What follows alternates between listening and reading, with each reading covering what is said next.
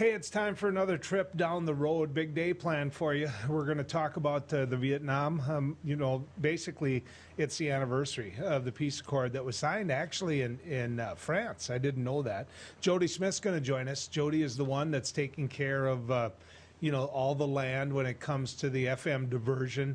Only a $4 billion project that, quite frankly, has an effect on all of us. Also, it's the Cares for Kids event going on through the Children's Miracle Network. And it's a radiothon. I realize that we're crossing some worlds here, but I know that many of you want to find a way to help as well. And so we're going to have Hillary Mork on a little bit later. But I was excited about this. I don't know Anne very well, but I want to get to know Anne very well. Anne Cleary is a candidate for the Bismarck City Commission, and we're going to get a chance to visit with her and get to know her a little bit. Anne, good to have you coming down the road with us. Hi, Joel. Thanks for having me. You're in politics now. You filed, whether you like it or not. You're about to be. Well, you actually are a politician. Yeah, I'm still not sure how I feel about that, but you want to know the difference between us age-wise? You ready for this? Sure. I served with a woman named Audrey Cleary. Now, is Audrey at all related to you?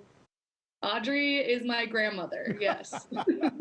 I just did that so old Joel with two fake knees would even feel older than what he does. So yeah, I have some pretty great childhood memories of sitting in the Capitol's, the House of Representatives, getting to push her vote buttons for her and having every other person in there let me eat the candy that they have sitting on their desks and stuff. So Audrey is a beautiful, wonderful person and loved by people from all sides of the aisle, which I've been talking to some folks about you. The commission race is not a partisan race, but clearly you have friends on both sides of the aisle and all over the place. So the obvious question is this: why? Why do you want to be a Bismarck City Commissioner? I have lived most or all of my life in Bismarck, and I intend to stay here. I have a couple of businesses downtown that are, doing great, and I want to make Bismarck my permanent home as an adult. And I just am kind of the type of person that I don't like to sit around and complain about issues and not do anything about it. By nature, as a small business owner, I've always been kind of a fixer. It becomes a flaw in my personality at a certain point. But I just don't like to sit around and do nothing. It's not a good trait within a generation either. And so why not, really? I love Bismarck. I think that there's a lot of great things happening in Bismarck, and there's just a ton of growth, and we need people that are actively involved and want to participate in the growth to be present at the table. So I could use different words that I would use in my fish house, but to hear you say that I'm not going to be the kind of person that complains and doesn't do something about it, I just think is absolutely fabulous, because that alone is a great reason to run. So what changes? If Anne wins, what do you bring to the table? What's your agenda?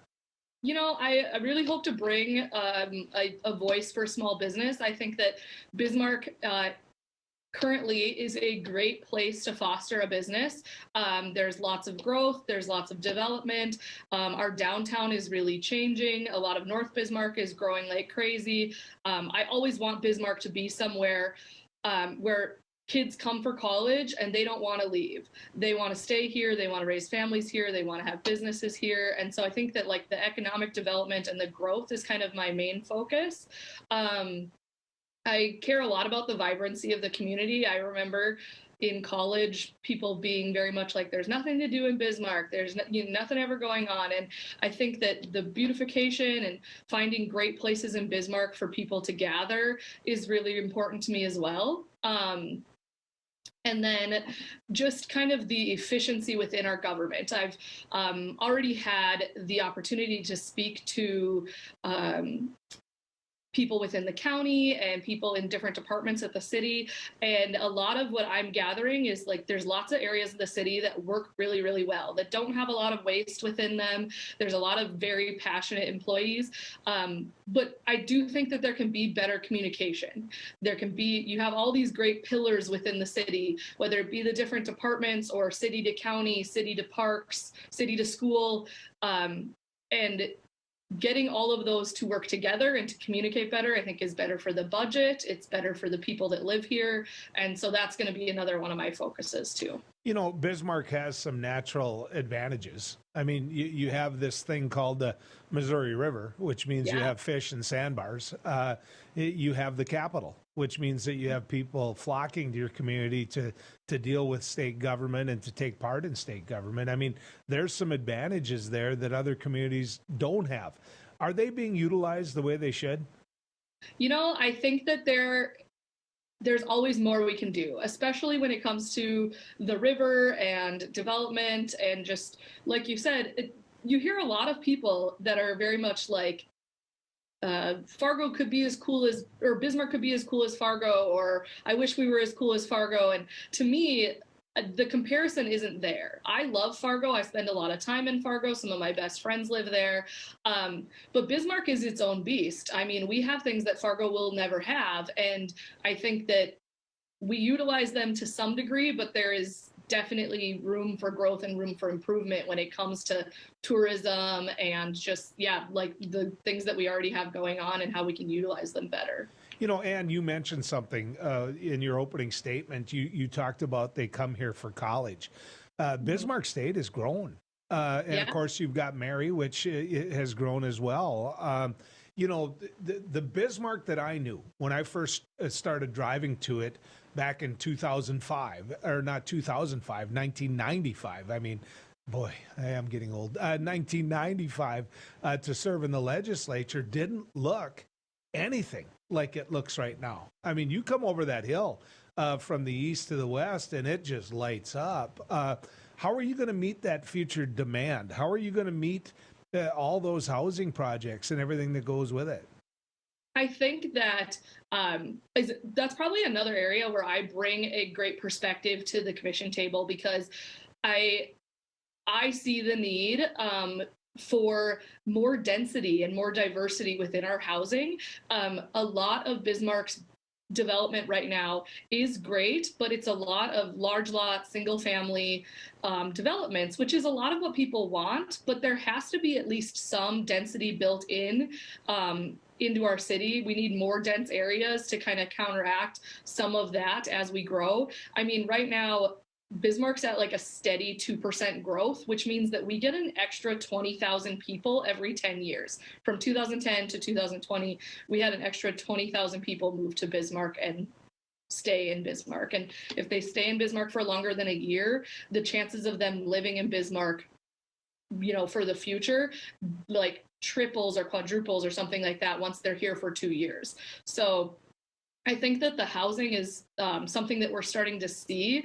I mean, I live, work, eat, breathe, sleep downtown. I walk to work, I work downtown.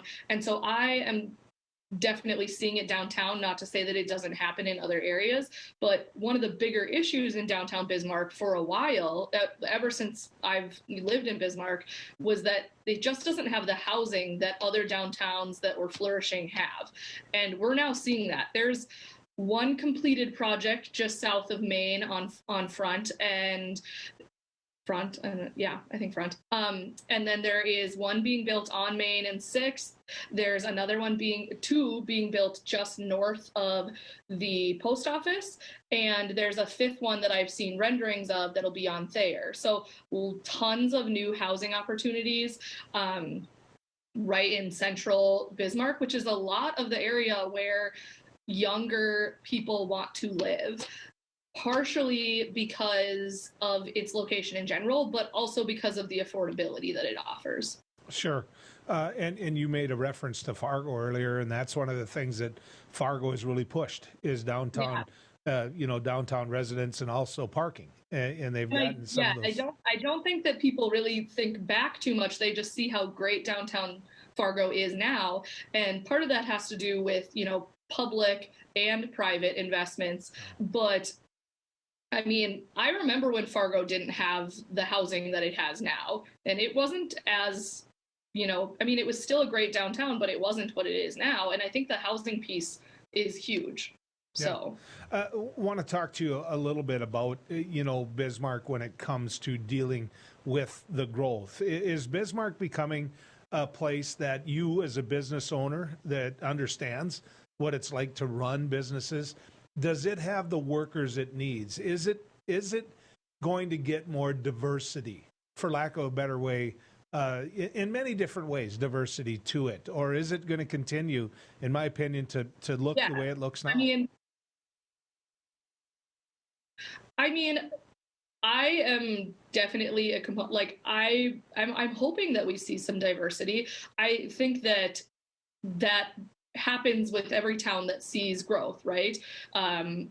It's interesting. I think that people who have lived in Bismarck their whole lives think that Bismarck is so much more diverse now, than it has been in the past, when in reality, it really is still pretty North Dakotan, I wouldn't say that I've seen a huge level of diversity in general, but I do think that there is a growing desire for diversity when it comes to lifestyle. I think the affordable housing piece, there's a lot of things that are going to be needed as Bismarck grows, because with the employment rate being so low, people are going to keep coming here for jobs because there are jobs. And so I think it'll be interesting to see how it plays out. Every survey I've seen on towns that are growing, what they're looking for, the young people, it's about the quality of life. It's about parks. It's about, trails. It's about, how they can live their life after work. And you've got some advantages you can use when it comes to that. And so for sure, there's tons of that in Bismarck. And as a millennial, and I see it in my, my Gen Z employees, where it's like they care more about where they live than what they do for work. Or the concept that, became even more of a thing during COVID, where you can kind of work from wherever. There's a lot more remote work, or working for a company that maybe isn't even necessarily a North Dakotan company. But if you love living in Bismarck, you can stay here, even if your job wanted you to go somewhere else. But I think that there's also the flip side of it, where there is tons of jobs here. And so if we can get people to move here for those jobs, you also have to keep them here. And a lot of that has to do with the culture.